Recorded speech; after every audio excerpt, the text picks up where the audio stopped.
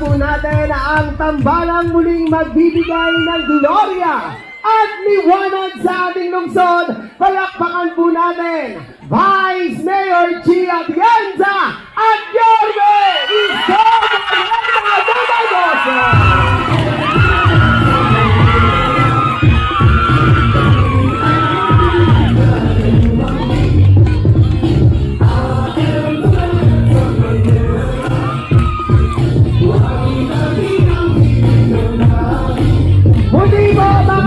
Distrito 5, palakpakan po natin Vice Mayor Gia Atienza at Yorme Isko Moreno Dumagoso.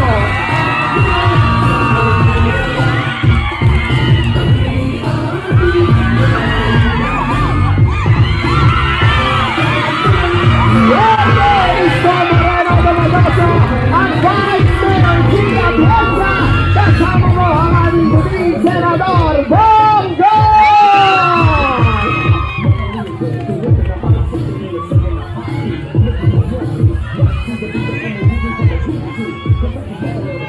Marinig nga ng isang malakas na balakbakan na may kasamang hiyawan! Maraming salamat at muli tayo po ay magsibalikan. Palakpakan po natin ang ating Yormesko!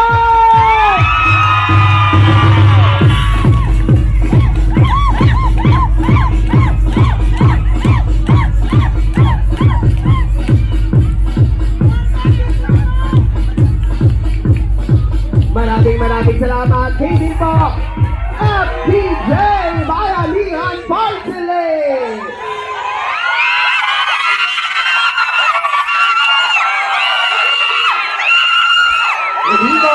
Maraming salamat sa inyo pong mainit na pagtanggap sa ating pong tambalang muling magbibigay ng glorya at liwanag sa ating lungsod. Parinig nga po ng isang malakas na palakpakan na may kasamang hiyawan. At Yorme Isko Moreno Dumagoso.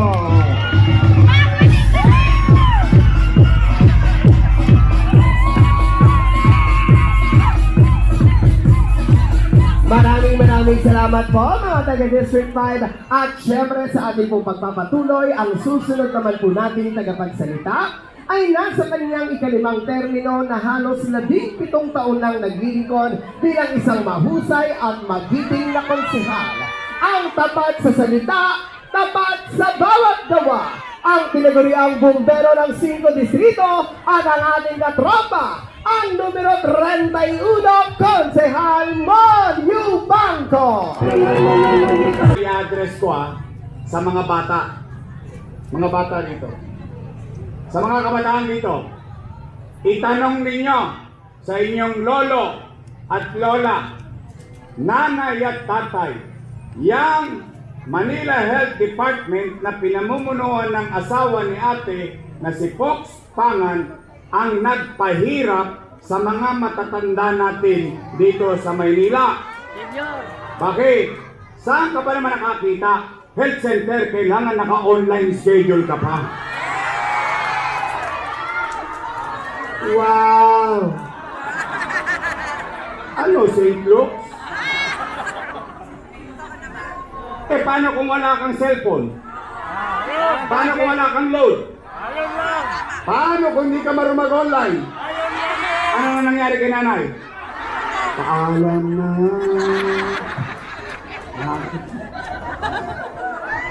Tama ba? Kung hindi pa ako tumakbo, hindi nila ititigil ang online schedule health center. But for 2 years, hirap na hirap yung mga matatanda natin pumunta sa health center. Hindi ka na nga sigurado kung may gamot eh. May sungit pa minsan.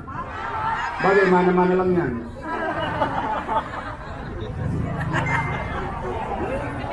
Oo naman. Iyon ang dahilan. Hindi dahil ako'y galit, kundi pinahirapan ang mga taga-Maynila. Ilan na sila? Panglima, si ate.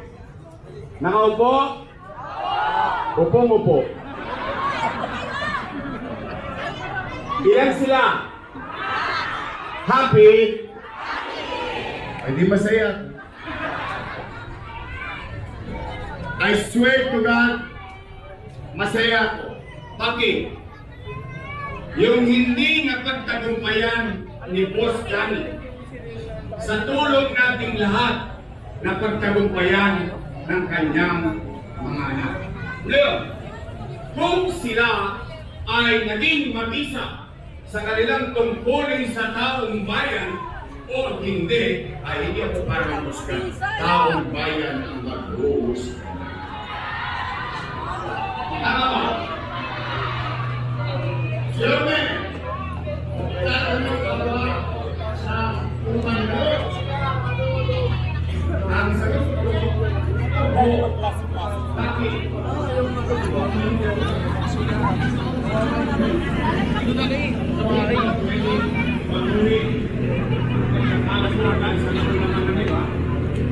Kaya naman, meron lang akong pakiusan sa pamilya nila.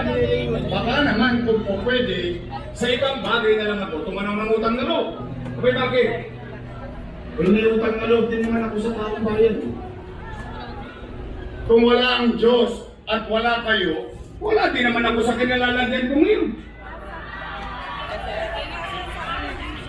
Ngayon, masama naman ba na tugunan ko at dinggin ko yung panawagan ng taong bayan? Eh, yung taong bayan na sumisigaw na, bumalik ka na. Bumalik ka na! Bumalik ka na! Bumalik ka na! Hindi masyadong lakasan, baka masigawan ka. Balik ka na naman! Kapanood nyo? Panood ko din. Kala ko mapapatig yung lig. Nagagalit. Eh bakit sila nagagalit? Bakit sila nangangamba? Bakit nila pinangungunahan ng desisyon ng taong bayan? Hindi naman nila pag-aariyan. Pag-aariyan ng taong bayan.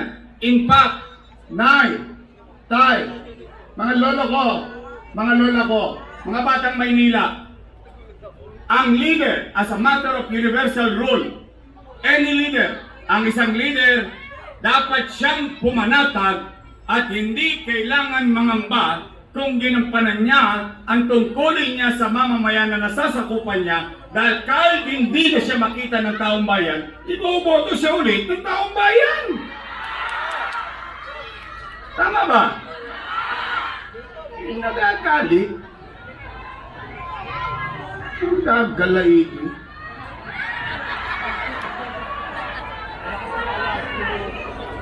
O ano ba ang sinasabi?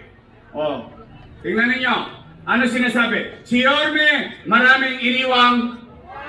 Kita nyo, nagpunta talaga kayo. Nahuli. Huli pero walang kulong. Ay, okay lang yan. Hindi nyo naman hinihingi. Binigay sa inyo ng kusa eh. Tama ba? O, real talk tayo. Joyce parang mafia. Real talk lang naman, man. Meron akong crush, pero Oh. Nay! Tay! Taas ang kamay